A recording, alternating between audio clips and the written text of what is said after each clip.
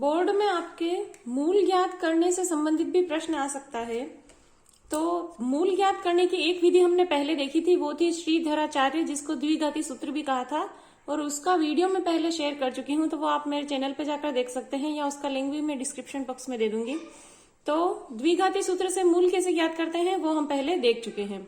आज हम दूसरी विधि देखेंगे जिसको मध्य पद विखंडन भी कहते हैं, और इसी विधि से शून्यक भी ज्ञात किए जा सकते हैं। तो अगर शून्य ज्ञात करने के लिए सवाल आए तब भी आप इसी विधि से कर सकते हैं, या मूल ज्ञात करने के लिए सवाल आए तब भी आप इसी विधि से कर सकते हैं।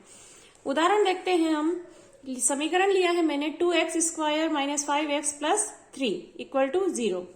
हमें क्या करना होता है कि जो पहला संख्या है और जो लास्ट की संख्या है, इन दोनों का गुणा करके हमें ये देखना है कि कितना आ रहा है। जैसे कि पहले x स्क्वायर का गुणांक क्या है 2, और लास्ट जो हमारी संख्या है वो है 3। तो 2 और 3 को हमें गुणा करके देखना है कि कितना आ रहा है, और उसके बाद में हम इन संख्याओं को याद नहीं रखेंगे। एक बार हमने गुणा करके देख लिया कि कितना आ रहा है, 2 और 3 का गुणा आ रहा है 6, और वो भी प्लस का। मैं वाइटर इसलिए लगा रही हूं ताकि हम इन संख्याओं को अब याद नहीं रखेंगे। अब हमें नई संख्याएं ऐसी ढूंढनी है, चाहे वो ये सेम संख्याएं आ सकती है, चाहे इससे अलग संख्याएं भी आ सकती है।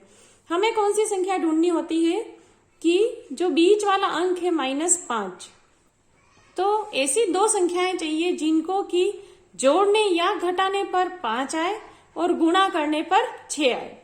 तो इस वाले प्रश्न में हमारे पास वो संख्याएं 2 और 3 ही है, क्योंकि 2 और 3 को जोड़ने पर 5 आ जाएंगे और उनको गुणा करने पर 6 आ जाएंगे। लेकिन प्रॉब्लम क्या है कि यहाँ पे जो 5 है वो माइनस का है, यानी कि हमें संख्याएं जोड़नी भी है और माइनस भी आना चाहिए। तो हम क्या करेंगे, दोनों संख्याओं के आगे माइनस लगाएंगे तो जुड़ेगी भी सही और निशान भी माइनस का रह जाएगा। और जब आप देखेंगे कि -3 और -2 का जब गुणा करेंगे तब 6 अपने आप मिलेगा हमें। अगर ये आप बीच वाली संख्याएं सही से ढूंढते हैं तो इन दोनों का जो गुणा है वो आपको अपने आप सही मिल जाएगा। तो अब हमारे जो मध्य पद है उसकी जगह हमें लिखना है -3x और -2x। इसके साथ में x है इसलिए हमें इनके साथ भी लगाना है, लेकिन मध्य पद का हमने विखंडन कर दिया। -3x और -2x लिखेंगे। तो ये देखिए -5x की जगह मैंने लिख दिया -3x और -2x। पहला पद वैसा का वैसा रहेगा, लास्ट वाला भी वैसा का वैसा रहेगा। जैसे ही हमारे पास में 4 संख्याएं होंगी, शुरू की 2 संख्याओं का जोड़ा बनाना है और लास्ट की 2 संख्याओं का भी जोड़ा बन जाएगा। फिर हमें देखना है कि इन दोनों में सार्वगुणनखंड क्या आ रहा है।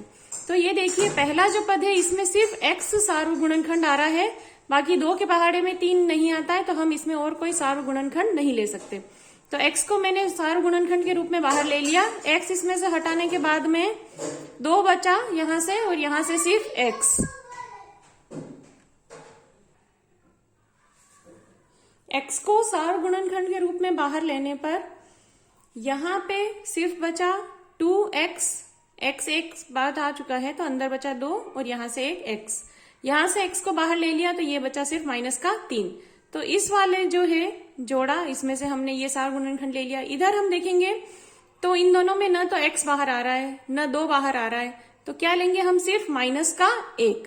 और आप ये ध्यान रखिएगा कि जब भी हमें माइनस का कोई संख्या बाहर लेनी है तो अंदर वाली संख्याओं के निशान बदलेंगे। ये जो -2x था ये +2x बचेगा अंदर, और ये जो +3 था ये -3 बचेगा अंदर। तो कोष्टक में हमें अंदर वाली संख्याओं के निशान बदलने हैं। अब देखिए यहां तक अगर आप ध्यान से पहुंचेंगे और सही किया आपने, तो ये जो कोष्टक हैं ये अपने आप ही सेम मिलेंगे। और जैसे ही ये कोष्टक सेम मिलते हैं, हम यहां से फिर इस कोष्टक का एक जोड़ा बना लेंगे, कोष्टक को अलग ले लेंगे, और यहां से बचा x और यहां से बचा -1। तो हमारे पास में एक मूल मिलेगा हमें यहां से और एक मूल मिलेगा यहां से। तो x -1 को भी 0 के बराबर लिखना है। फिर -1 का पक्षांतरण इधर होगा और ये 0 में जुड़ के +1 रह जाएगा। इधर से हम पक्षांतरण करेंगे, -3 का पक्षांतरण इधर होगा, 0 में जुड़ के 3 रह जाएगा। 2 और x यहाँ गुणा हो रहे हैं तो इस 2 का पक्षांतरण भाग में होगा। तो एक मूल मिला हमें 1, और एक मूल ज्ञात हुआ हमें 3/2। तो इसी तरह से आपको ध्यान से मूल ज्ञात करने हैं, और शून्य ज्ञात करने के लिए अगर प्रश्न आए तब भी आप इसी विधि से शून्य भी ज्ञात कर सकते हैं। तो अब आपके लिए ये प्रश्न मैंने लिखा है, इसको नोट कीजिए, इसको हल कीजिए और आंसर मुझे सेंड कीजिए मैसेज में और कमेंट में। और इसकी अच्छे से प्रैक्टिस कीजिए, आसानी से कर पाएंगे ये आप। 5, 6, 7 सवालों की प्रैक्टिस जब करेंगे आप, तो आराम से मूल ज्ञात करना सीख जाएंगे। Thank you.